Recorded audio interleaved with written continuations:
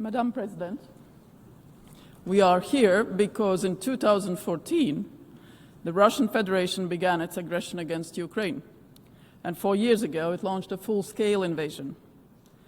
Ukraine has tabled a resolution today to show UN's support to peace.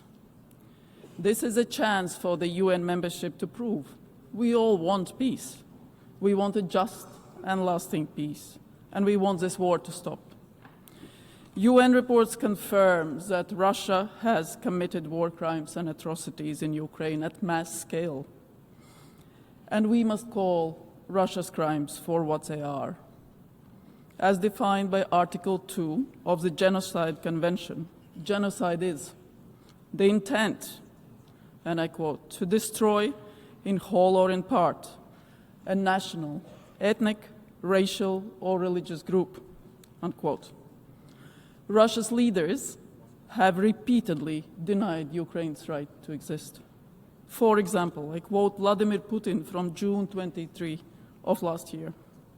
I quote, "I have said many times that I consider the Russian and Ukrainian people to be one people. In this sense, all of Ukraine is ours. We have an old rule. Wherever a Russian soldier sets foot is ours." Unquote. Turning to Russia's actions, Russia has committed the following acts outlined in Article 2 of the Genocide Convention. Point 1, killing members of the group. According to UN reports, Russia has severely escalated its armed attacks against Ukrainian civilians over the past year.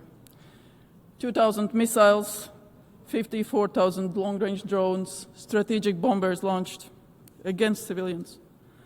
And last year, the total number of killed and injured Ukrainian civilians rose by 31%. Point 2, Article 2 of the Genocide Convention, causing serious bodily or mental harm to members of the group.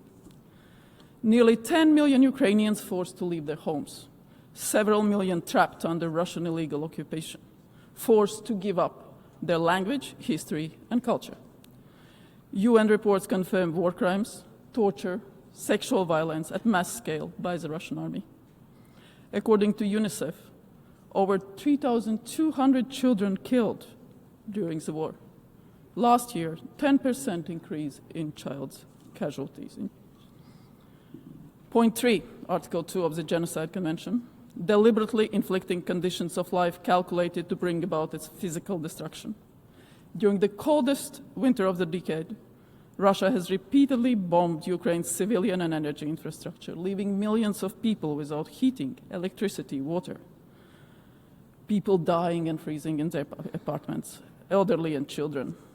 Hospitals, maternity wards, food and medicine storages, churches, religious, cultural sites, all destroyed. All intentionally. 4, forcibly transferring children. Russia has forcibly deported 20,000 Ukrainian children to Russia or Russia-controlled territory. These transfers are coordinated and state-executed.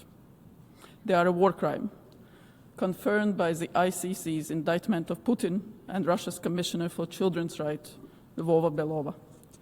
She openly confessed to kidnapping a 15-year-old boy named Philip from Mariupol. Russia's words and actions align, and it's towards another genocide against the Ukrainian nation. Madam President, Russia's war is a threat to peace and security globally. It severely impacts global food and energy security. It is destroying entire ecosystems, and Russia's shadow fleet threatens maritime security. To tell you frankly, Russia's war is an imperial and colonial war. It is directly supported by Belarus, North Korean weapons, North Korean troops, and Iranian weapons. No one is safe from Russia's imperial ambitions.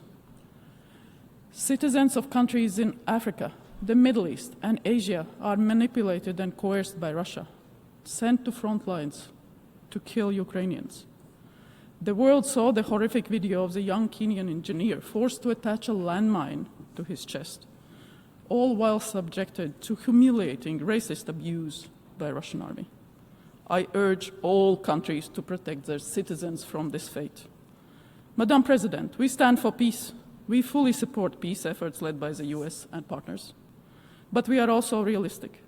Only one state and one man are the sole reason why this war continues. And that one state is Russia, and that one man is Putin. The war must end. Putting pressure on Russia and ensuring accountability is what all states here can do. So Latvia supports the ICC, the Special Tribunal for the Crime of Aggression, and the compensation mechanism. But also the vote today. I vote everyone to vote in favor of the resolution. I thank you. Slava Ukraini!